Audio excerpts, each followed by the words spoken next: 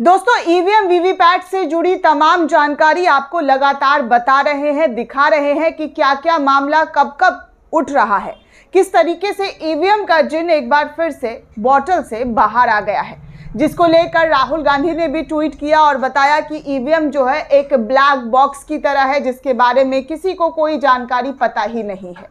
बीते दिनों आपको याद होगा कि महाराष्ट्र में कैसे बीजेपी के सहयोगी दल के रिश्तेदार के फोन में ओटीपी आने की बात कही गई थी कि ईवीएम मशीन जो है वो अनलॉक उस रिश्तेदार के पास ओटीपी आकर हो रहा था।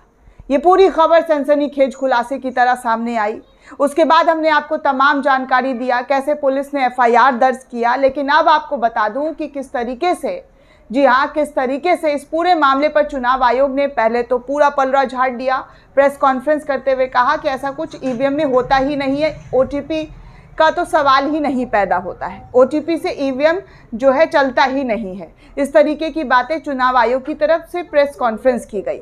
लेकिन अब एक बार फिर से चुनाव आयोग पर ज़बरदस्त तरीके से उम्मीदवारों ने जो है प्रेशर बना दिया है। एक लंबी फहरिस्त जो है उम्मीदवारों की वो चुनाव आयोग के दफ्तर पहुंच गई है और दफ्तर में पहुंचकर चुनाव आयोग से ईवीएम वीवीपैट मशीन की जांच करने की मांग कर दे रही है। अब आप सोचिए, जो उम्मीदवार हैं जो इस बार इलेक्शन में खड़े हुए थे और हार गए चुनाव, वो संतुष्ट नहीं हो पा रहे हैं कि वो हार गए, जिसके बाद 1 दर्जन से ज़्यादा लोग चुनाव आयोग के दफ्तर पहुंचे हैं और दफ्तर पहुंचकर किस तरीके की मांग कर रहे हैं वो आपको पूरी जानकारी इस खबर में देने वाले हैं दोस्तों, कि कैसे चुनाव आयोग की विश्वसनीयता एक बार फिर से कटघरे में लाकर खड़ी कर दी गई है, जिनमें बीजेपी के नेता भी शामिल हैं। एक हारे हुए कैंडिडेट वो भी शामिल है, वो भी चाहते हैं कि ईवीएम वीवीपैट का जाँच हो। अब सोचिए ये कौन कौन से नेता हैं जो इस तरीके की मांग कर रहे हैं। भाजपा कहती है ईवीएम में कुछ खराबी नहीं है, चुनाव आयोग कहता है ईवीएम खराब हो ही नहीं सकता, ये लोगों की मनगढ़ंत कहानियां हैं, विपक्ष मनगढ़ंत कहानियां बनाती है। विपक्ष कहती है कि ईवीएम पे हमें विश्वास ही नहीं है, ईवीएम जिस तरीके से काम कर रहा है उस पूरी प्रक्रिया पर उन्हें विश्वास नहीं है। राहुल गांधी बार बार अब इस मुद्दे को उठाते हुए नजर आ रहे हैं। पहले तो कांग्रेस के कई नेताओं के जरिए ये मामला उठाया जाता था, लेकिन अब ये राहुल गांधी के जरिए भी उठा दिया गया है। दरअसल दोस्तों, न्यूज़ 24 के हवाले से खबर आई है और बताया जा रहा है कि करीब 1 दर्जन से ज़्यादा उम्मीदवारों ने चुनाव आयोग को आवेदन देकर ईवीएम वीवीपैट की जांच कराने की मांग कर दी है। लोकसभा चुनावों में हार का सामना करने वाले प्रत्याशियों ने ये पूरा जो है जांच प्रक्रिया पर सवाल उठाया है। आवेदन में बीजेपी के उम्मीदवार संजय राधाकृष्ण बिखेल पाटिल भी शामिल हैं। इन्होंने विधानसभा क्षेत्र ईवीएम यूनिट की जाँच की मांग की है।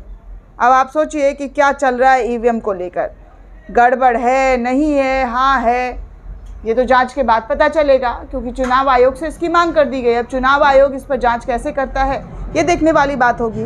अब वहीं देखिए खबर इस पूरे मामले पर क्या छपा है वो भी मैं आपको बता दूँ। इस पूरे मामले पर खबर छपा है कि भाजपा कैंडिडेट को भी नतीजे पर शक, ईवीएम और वीवीपैट मिलान के लिए इलेक्शन कमीशन में 1 दर्जन से ज़्यादा मामला पहुँचा है और ये सभी हारे हुए कैंडिडेट हैं।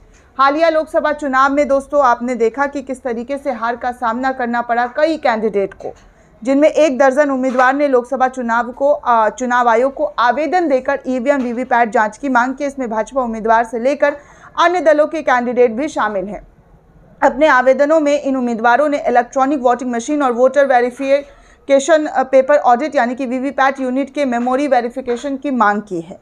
अब इनकी मेमोरी वेरिफिकेशन की जो मांग है वो इन 1 दर्जन उम्मीदवारों के जरिए उठा दी गई है।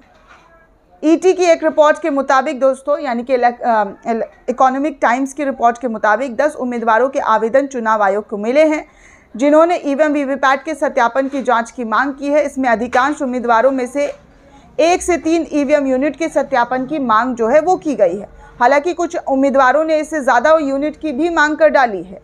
इन उम्मीदवारों को प्रत्येक ईवीएम यूनिट 40,000 रुपये और उस पर 18% जीएसटी भी चुकाना पड़ेगा, यानी कि ये अपने खर्चे से ईवीएम जांच करने की मांग कर रहे हैं, जैसा कि सुप्रीम कोर्ट में आदेश दिया गया था। इस पूरे मामले पर सुनवाई होते हुए जस्टिस खन्ना ने कहा था कि अगर आपको शक है तो चुनाव बाद जो है आप ईवीएम की जाँच करवा सकते हैं।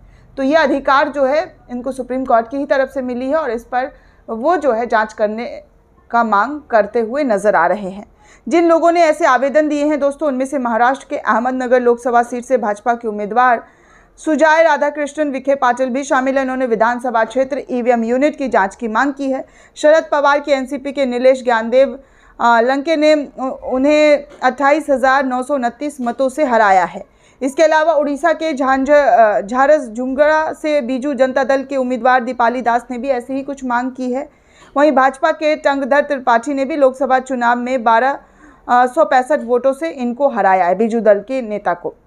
और दास इस सीट पर कई बार सांसद रह चुकी हैं। इसको लेकर उनको शक है कि उनके साथ जो है फर्जीवाड़ा हुआ है। उन्होंने करीब 1 दर्जन ईवीएम वीवीपैट मशीन की जांच की मांग की। उन्होंने कहा है कि कुल 19 राउंड की गिनती में वो 17 राउंड तक आगे चल रही थी, लेकिन अचानक आखिरी 2 राउंड की गिनती में वो पिछड़ गई। ये उन्हें रास नहीं आ रहा है। वहीं ईटी से बात करते हुए दास ने ये पुष्टि की है कि उन्होंने 13 मशीनों के सत्यापन की मांग चुनाव आयोग से कर डाली है। छत्तीसगढ़ और उत्तराखंड, जहां भाजपा ने क्लीन स्वीप किया है, वहां से एक आवेदन चुनाव आयोग को भी पहुंचा है, जिनमें दास का कहना है कि उनके साथ जो है धोखाधड़ी हुआ है।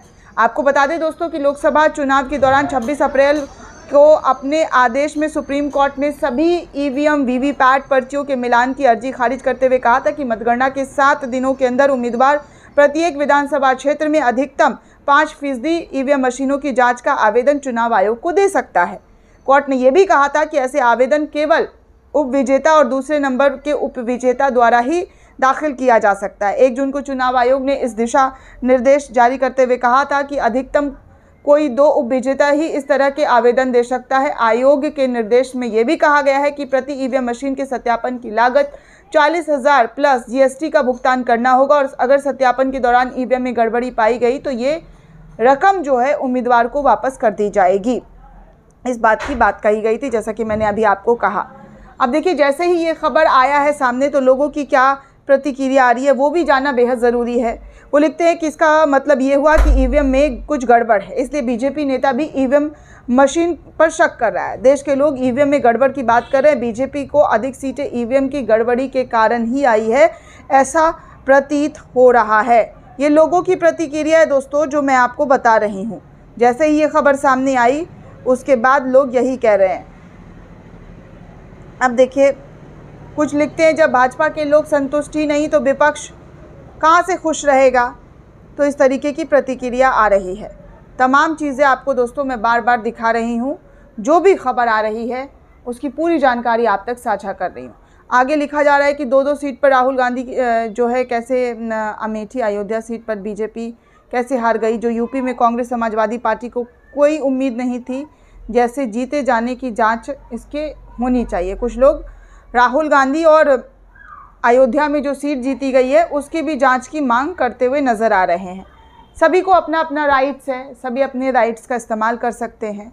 किसी को भी अगर शक है तो वो ईवीएम के ज़रिए चुनाव में धांधली हुई है तो वो उम्मीदवार जाकर जांच करवा सकता है। खैर, ये तो अपनी अपनी बात है, लेकिन देश की जनता क्या मांग कर रही है दोस्तों आपके सामने है। और ख़ुद जो उम्मीदवार हैं वो भी ईवीएम पर भरोसा नहीं जता पा रहे हैं। तो ऐसे में ईवीएम पर सवाल तो बार बार उठता ही रहेगा। लेकिन आपको एक और जानकारी दे दें, अभी कुछ दिन पहले सुप्रीम कोर्ट के एक वरिष्ठ अधिवक्ता ने चुनाव आयोग, राजीव कुमार, अमित शाह और प्रधानमंत्री नरेंद्र मोदी पर ईवीएम में धांधली को लेकर जो है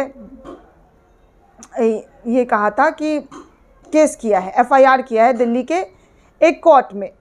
अब इसी को लेकर एक और खबर सामने आ रही है सोशल मीडिया यूज़र्स के ज़रिए। सुप्रीम कोर्ट के वकील की वीडियो शेयर करते हुए कहा है कि ईवीएम हटाओ लोकतंत्र बचाओ पर एडवोकेट महमूद प्राचा ने ईवीएम में हुई धांधली में सबसे बड़ा आरोप अपराध लोकतंत्र के खिलाफ साजिश रचने का किया है।